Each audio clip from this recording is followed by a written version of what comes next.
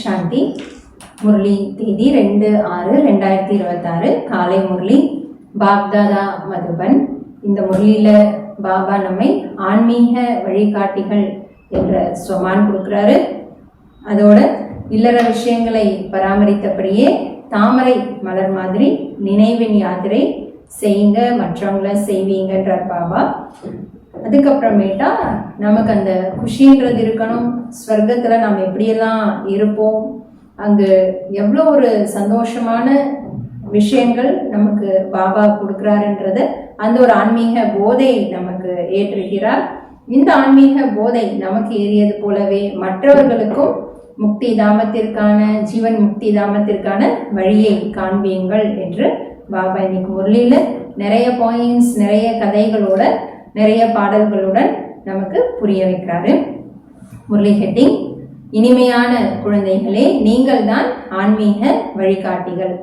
நீங்கள் இல்லற விஷயங்களை பராமரித்தபடியே தாமரை மலர் போலாகி நினைவின் யாத்திரை செய்ய வேண்டும் மற்றும் செய்விக்க வேண்டும். நீங்கள் தான் ஆன்மீக வழிகாட்டிகள். இல்லற விஷயங்களை பராமரித்தபடியே தாமரை மலர் போலாகி நினைவின் யாத்திரை செய்ய வேண்டும் மற்றும் செய்விக்க வேண்டும். கேள்வி: தந்தை குழந்தைகளுக்கு என்ன அலங்காரம் செய்கிறார்? எந்த அலங்காரத்திற்கு தடை செய்கிறார்? தந்தை குழந்தைகளுக்கு என்ன அலங்காரம் செய்கிறார்? எந்த அலங்காரத்திற்கு தடை செய்கிறார்? பதில்: பாபா சொல்கிறார், இனிமையான குழந்தைகளே, நான் உங்களுக்கு ஆன்மீக அலங்காரம் செய்வதற்காக வந்துள்ளேன். நீங்கள் ஒருபோதும் ஸ்தூலமான அலங்காரம் செய்து கொள்ளக்கூடாது. நீங்கள் ஏழைகள். உங்களுக்கு நாகரீக அலங்காரத்தின், அதாவது ஃபேஷன் மீது ஆர்வம் இருக்கக்கூடாது. உலகம் மிகவும் கெட்டதாக உள்ளது. ஆகையால் கொஞ்சம் கூட சரீரத்திற்கு ஃபேஷன், அதாவது செயற்கை அலங்காரம் செய்து கொள்ள கூடாது. பாடல் இறுதியில் அந்த நாளும் வந்தது என்று. ஓம் சாந்தி. எல்லைக்கு அப்பாற்பட்ட தந்தை வந்து எல்லைக்கு அப்பாற்பட்ட குழந்தைகளுக்கு புரிய வைக்கிறார். எல்லைக்கு அப்பாற்பட்டவர் என்றால் எந்த எல்லையும் இல்லாதவர். எவ்வளவு அளவற்ற குழந்தைகள் உள்ளனர். இவ்வளவு எண்ணிக்கையில் உள்ள குழந்தைகளுக்கு ஒருவர் தான் தந்தை. இவ்வளவு எண்ணிக்கையில் உள்ள குழந்தைகளுக்கு ஒருவர் தான் தந்தை. அவர் படைப்பவர் என சொல்லப்படுகிறார். அவர்கள் எல்லைக்குட்பட்ட தந்தைமார்கள். இவர் எல்லைக்கு அப்பாற்பட்ட ஆத்மாக்களின் தந்தை. அவர்கள் எல்லைக்குட்பட்ட ஸ்தூலமான தந்தையர். இவர் எல்லைக்கு அப்பாற்பட்ட ஆத்மாக்களின் ஒரே தந்தை. அவரை பக்தி மார்க்கத்தில் அனைத்து ஆத்மாக்களும் நினைவு செய்கின்றனர். பக்தி மார்க்கமும் உள்ளது, கூடவே ராவண ராஜ்யமும் உள்ளது என குழந்தைகளாகி நீங்கள் அறிவீர்கள். எங்களை ராவண ராஜ்யத்திலிருந்து ராமராஜ்யத்திற்கு அழைத்து செல்லுங்கள் என இப்போது மனிதர்கள் கூக்குரலிடுகின்றனர். தந்தை புரிய வைக்கிறார், பாருங்கள், பாரதத்தின் எஜமானர்களாக இருந்த தேவி தேவதைகள் இப்போது இல்லை. அவர்கள் யார் என்பதையும் இப்போது நீங்கள் அறிவீர்கள். நாம் தான் சத்தியுகத்தின் சூரியவம்ச குலத்தின் எஜமானாக இருந்தோம். ராஜா ராணி இருக்கின்றனர் அல்லவா? புரிய வைக்கிறார் பாபா. ராஜா ராணி இருக்கிறாங்க, அவசியம் சூரியவம்சத்தின் ராஜ குலத்தை சார்ந்தவர்களாக இருந்தோம். குழந்தைகளாகிய உங்களுக்கு இப்போது நினைவு வந்துள்ளது.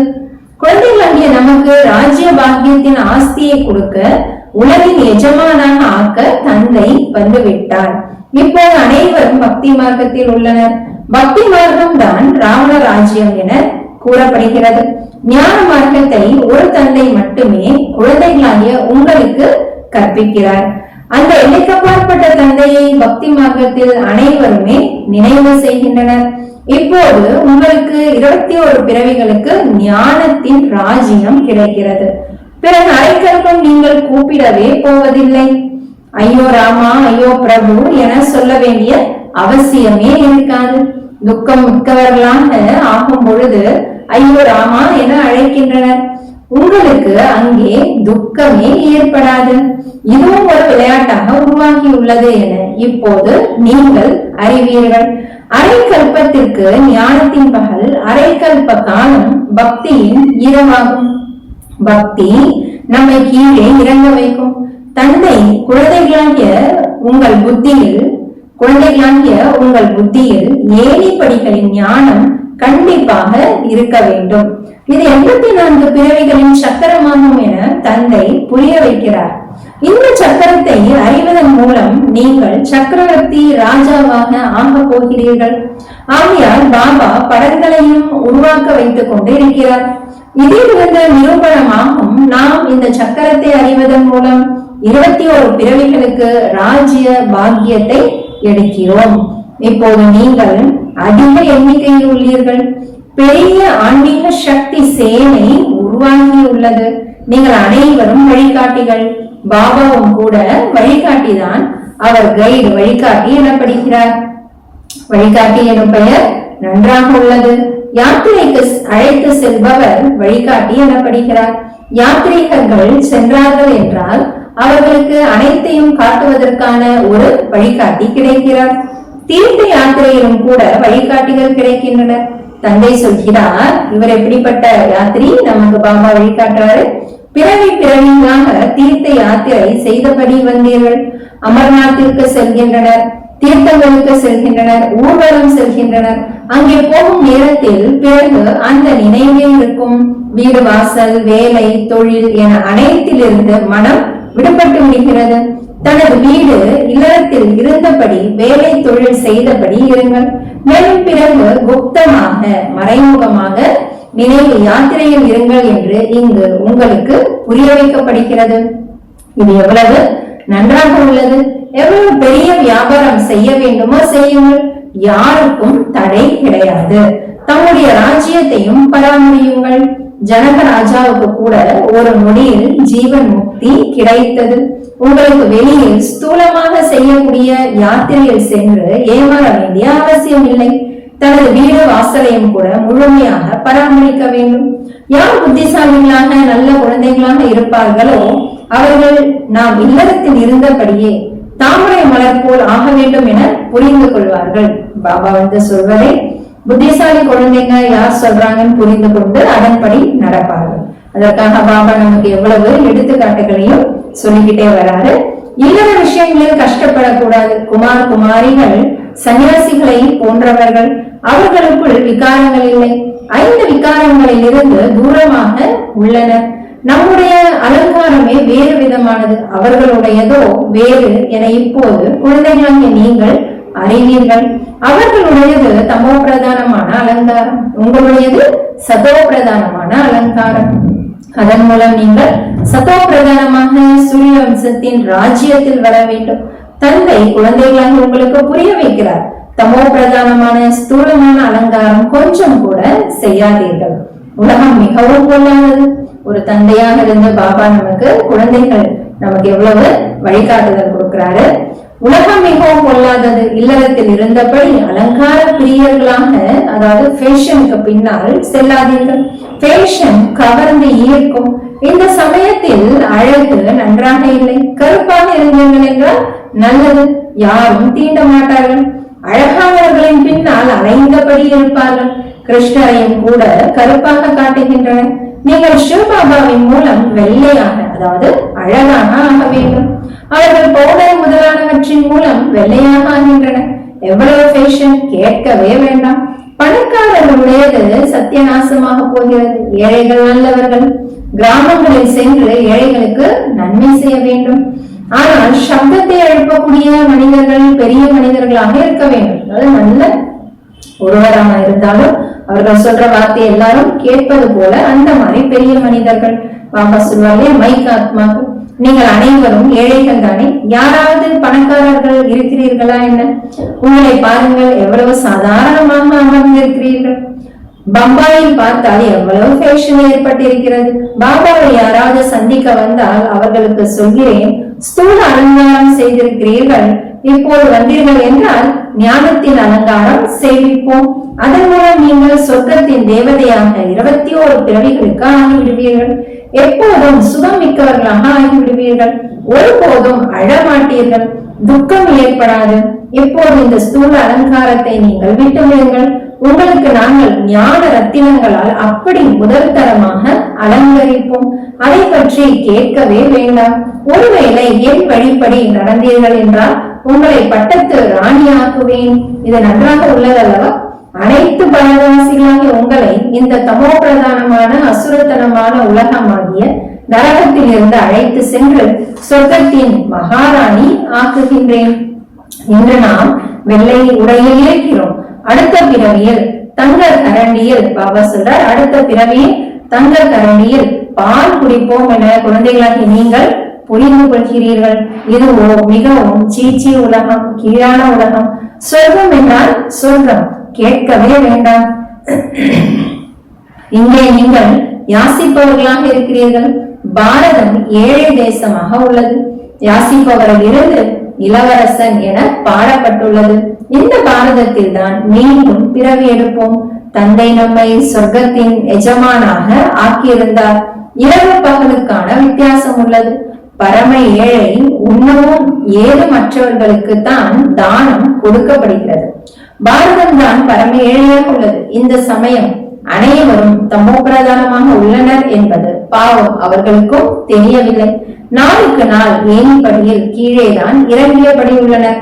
இப்போது யாரும் ஏணியில் ஏற முடியாது. எப்படி இறங்கும்? 14 கலைகளில் இருந்து 14 கலைகள், பிறகு 12 கலைகள் கீழே இறங்கியபடியேதான் வருகின்றனர். இந்த லட்சுமி நாராயணரும் கூட முதலில் 16 கலைகளில் நிறைந்திருந்தனர். பிறகு 16 கலைகளில் இறங்கி வருகின்றனர் அல்லவா? இதையும் கூட நல்ல விதமாக நினைவு செய்ய வேண்டும். ஏணிப்படியில் இறங்கி இறங்கி முற்றிலுமே தூய்மை அற்றவர்களாக ஆகியுள்ளனர். பிறகு சொர்க்கத்தின் எஜமானாக யார் ஆக்குவார்கள்? உலகின் இந்த வரலாறு புவியியல் மீண்டும் நடக்கும். இதை கூட அனைவரும் சொல்கின்றனர். ஆனால் இப்போது எந்த வரலாறு மீண்டும் நடக்கும் என்பது யாருக்கும் தெரியாது. சத்தியுகத்தின் ஆயுள் லட்சக்கணக்கான கோடிக்கணக்கான வருடங்கள் என சாஸ்திரங்களில் எழுதிவிட்டனர். சத்தியுகம் எப்போது வரும் என கேளுங்கள். இன்னும் 40,000 வருடங்கள் இருக்கின்றன என சொல்வார்கள். கல்பத்தின் ஆயுளே 5000 வருடங்கள் தான் என நீங்கள் அடித்து சொல்கிறீர்கள்.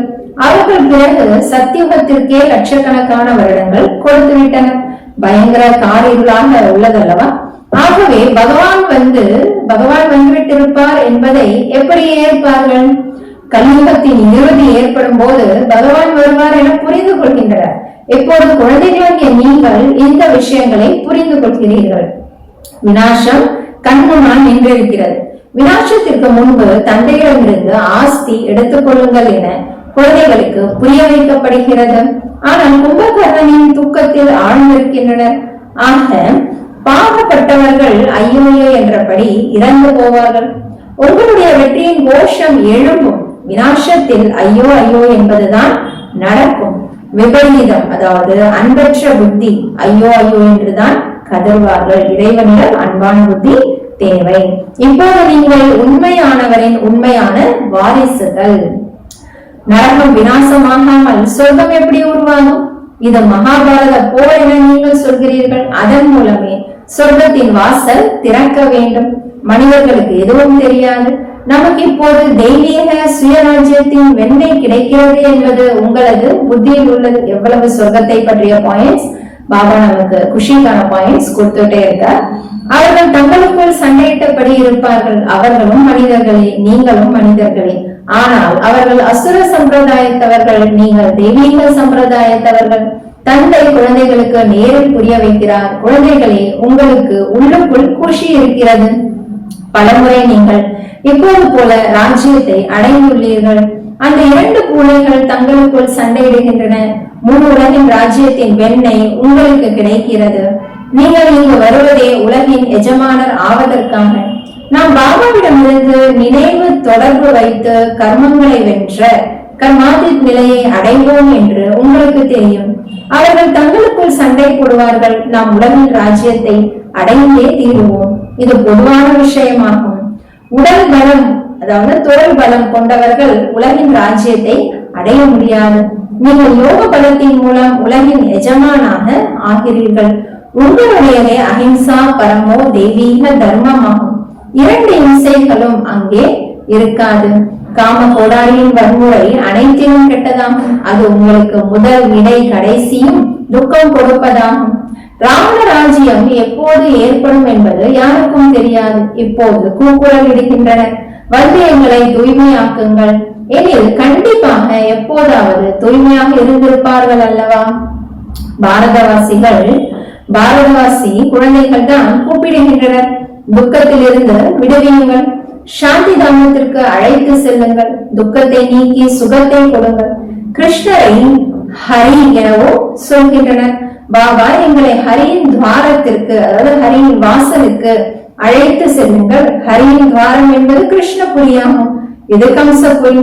இந்த கம்சபுரி எங்களுக்கு பிடிக்கவில்லை. மாயா மச்சீந்திரனின் விளையாட்டை காட்டுகின்றனர்.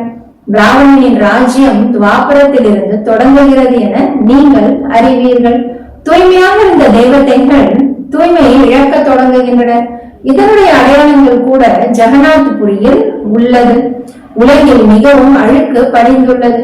இப்போது நாம் அந்த அனைத்து விஷயங்களில் இருந்தும் வெளியேறி பரிஸ்தானத்திற்கு, சொர்க்கத்திற்கு செல்கிறோம்.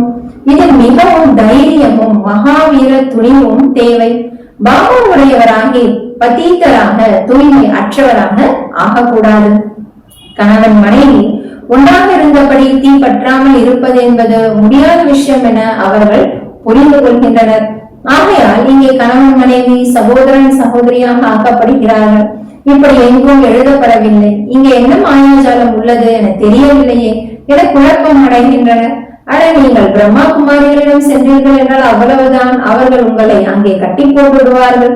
இப்படியாக அங்கே தவறான தகவல் கூறியபடி இருப்பார்கள். இதுவும் கூட நாடகத்தில் பதிவாகி உள்ளது. யாருடைய நடிப்பு உள்ளதோ அவர்கள் கண்டிப்பாக வந்து விடுவார்கள். இதில் பயப்படுவதற்கான விஷயமே இல்லை. சிவ பாபா ஞான கடலாக இருப்பவர், பதீத பாவனர், அனைவருக்கும் சத்கதி வழங்கும் வல்லல் ஆவார்.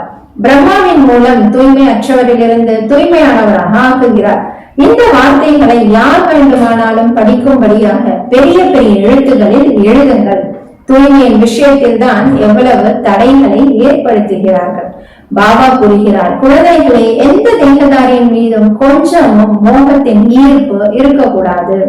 ஒருவேளை எங்காவது மோகத்தின் ஈர்ப்பு இருந்தது என்றால் மாட்டிக்கொள்வீர்கள்.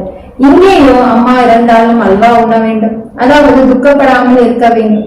நாளை யாராவது உங்களுடையவர்கள் இறந்து விட்டால் அழமாட்டீர்கள் தானே என பாபா முன்னால் அமர வைத்து கேட்கிறார். கண்ணீர் வந்தால் தோற்றுவிட்டீர்கள். ஒரு சரீரத்தை விட்டு இன்னொன்றை எடுத்தால் இதில் அழ வேண்டிய அவசியம் என்ன?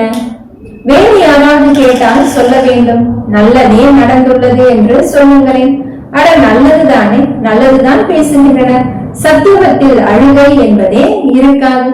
இந்த உங்களுடைய வாழ்க்கை அதனை விடவும், சத்தியத்தை விடவும் சொர்க்க வாழ்க்கை உயர்வானதாகும்.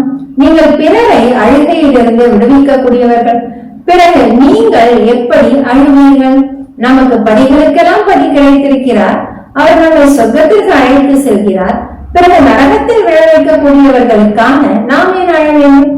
ஆஸ்தியை எடுப்பதற்காக பாபா எவ்வளவு இனிமையிலும் இனிமையான விஷயங்களை புரிய வைக்கிறார். இந்த சமயத்தில் பாரதத்திற்கு எவ்வளவு துக்கமான நிலை ஏற்பட்டு விட்டுள்ளது. தந்தை வந்து நன்மை செய்கிறார். பாரதம் மகத தேசம் எனப்படுகிறது. சிந்திகளை போன்ற அலங்கார பிரியர்கள் வேறு யாரும் கிடையாது. அந்த காலத்துல பாபா சொல்றார், வெளிநாட்டில் இருந்து ஃபேஷன் கற்றுக்கொண்டு வருகின்றனர்.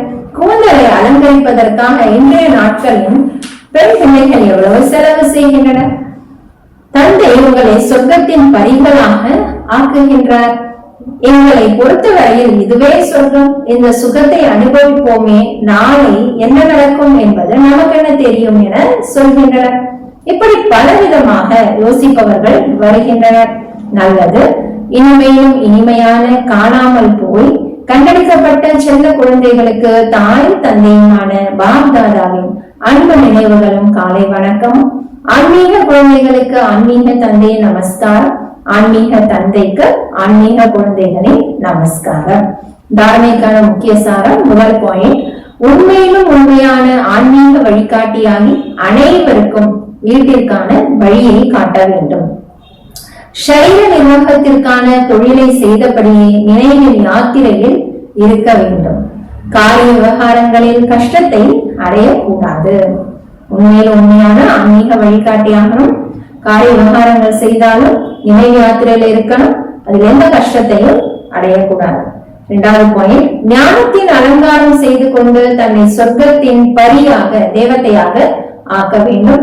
இந்த தமோ பிரதான உலகத்தில் ஸ்தூலமான அலங்காரம் செய்யக்கூடாது. கலியுகத்தின் ஃபேஷனை விட்டுவிட வேண்டும். வரதானம், பாலகன் மற்றும் எஜமான தன்மையின் சமநிலை மூலமாக யுக்திகளுடன் நடக்கக்கூடிய வெற்றியின் மூர்த்தி ஆவீர்களாக. பாலகன் மற்றும் எஜமான தன்மையின் சமநிலை மூலமாக யுக்திகளுடன் நடக்கக்கூடிய வெற்றியின் மூர்த்தி ஆவீர்களாக.